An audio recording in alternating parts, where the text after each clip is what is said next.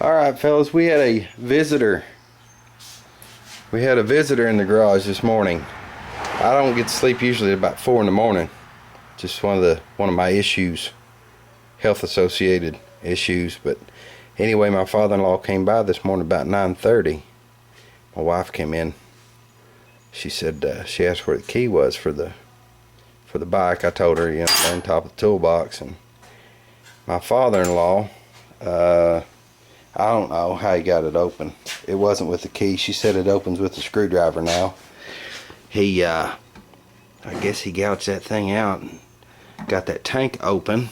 I think it was Family Truckster had mentioned, driving the roll pin out, which is a good idea. I'd looked up under there and I saw that roll pin in there, but I hadn't tried to get it out yet. That was a reasonable step to take, but it doesn't matter at this point. It doesn't matter now. It's already, it's a done deal. But she set it up. My wife, she left a note, said it opened and closed with a screwdriver. So anyway, we got to clean the tank up a little bit. And Farmall 1938, he sent me, he posted a comment. He said, "Look at that petcock." He said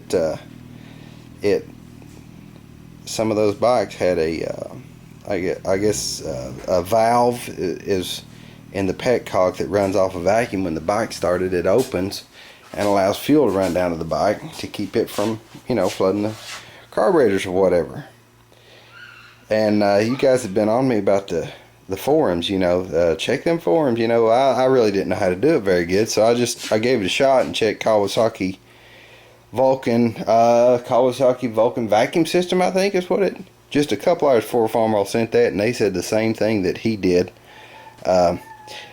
It was referenced for a different model in the forum, but Farmall nailed it. That's exactly what others had said, so that's what I'm going to do. I'm going to run vacuum line from here up to that petcock, and we're going to. I believe Farmall's right about it, because there is on this bike, you can see somebody plugged it off. I don't know how it was operating. They may have taken that petcock apart and messed with it to where that didn't work anymore. It just flowed out all the time. I don't know, but there's the line. It comes right off the petcock. I can't turn the tank over. It's got that bad gas in it. But anyway, yeah, Farmall nailed that, and he's all over it. That's good stuff. Good stuff. Thank you, Farmall. Anyway, that's how we're going to hook it up. The battery, he brought a battery by. I think this is out of his four-wheeler, and it's not the right battery. It's reversed. But it looks like that even though it's not the right battery, this will come over on the top post.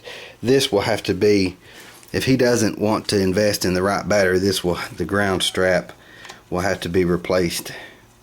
The ground's going to be over here. We'll see.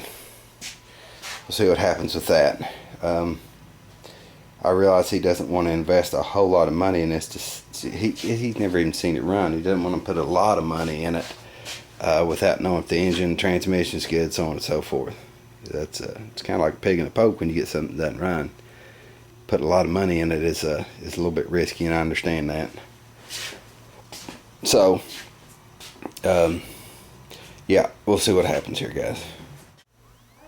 There's our petcock. Very rough shape. As you can see, the inside of that tank is just, wow. That's bad. It's gonna need some work.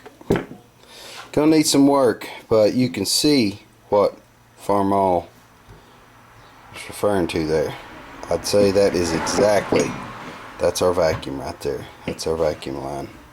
I don't know how they were running the bike with this plugged off, if it requires that to open and let the fuel come out. I'm thinking that they've messed with it. Somebody has to. You just never know, guys, what you're gonna run into. They've got a sheet metal screw in here. Somebody's been in there. It's got a couple of washers. We'll work with that. See if we can get this cleaned up. That is bad. There's the damage report. Look at all that rust. I'm not even done. It just keeps coming out. Whew, went ahead and when I filled it up with water, I tried cleaning the seal, all the rust around here. Took some wet or dry sandpaper, went around it, cleaned the seal up the best I could, and just started flushing it out with the water hose, and that's what's coming out. It's bad. I've been flushing on it for about a half hour. Just plug the hole with my fingers on the other side and let shoot the water to it, and just keep sloshing the tank, and it just keeps coming. Pretty bad. I don't know. I guess the tank is still good. I don't know if it's going to leak. But in my mind, it needs treated. It needs the whole 9 yards with the what do you call it? I know POR makes a kit, and Silver Horse 327 was doing one. I need to go back. I want to check out his process and see if my father-in-law wants to invest in the chemicals for that. But I can't afford to do it myself, you know. I mean, I can't afford to all the materials to do it. But if he want, I recommended it just without even knowing this when I was talking to him a few weeks back, that he'd probably want to get that, you know, treat the tank and get it lined. But he said he just wanted to get it running right now, so I think it needs it. But that's his call. It's got a lot of rust coming out of it, guys. Lots of rust. Looks like the plot thickens, guys. Been trying to clean out this petcock, and it is absolutely, the reserve side here is full. Okay, guys, it looks like there's no form of a valve in here.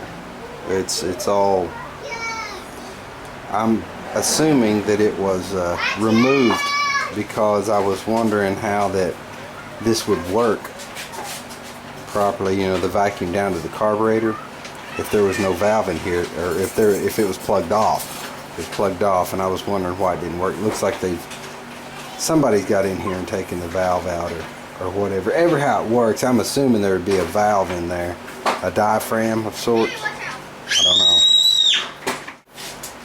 Guys, on this side there's looks like what's left of a diaphragm. I was thinking it should go on this side where that seat is, but I don't know. It's hard to tell when somebody's been into something. But I'll need this for it to seal. I'm gonna try to save this as best I can, but you can see what kind of shape that petcock's in. It's not gonna work well. Fellas, I spent some time cleaning up on these parts just to get the, you know, the majority of it out of there, and I got it pretty clean. It's time to get it into the carb cleaner, chem dip, whatever you want to call it. I'm gonna go check out, let's go look at the bottom of the tank. I've got to do some work on that.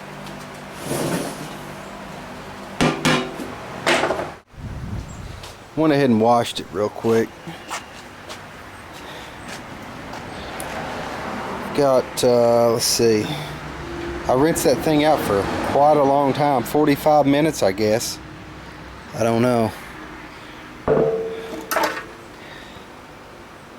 I need to clean all that area up where that goes back on there. I want to make sure it's good and clean.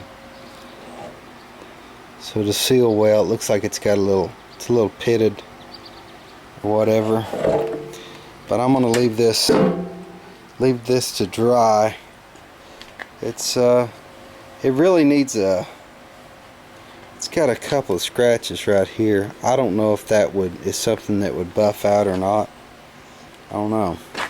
And it had some kind of, I don't know, like it had some glue, tape had been stuck to it. But yeah, I'm gonna let it finish drying.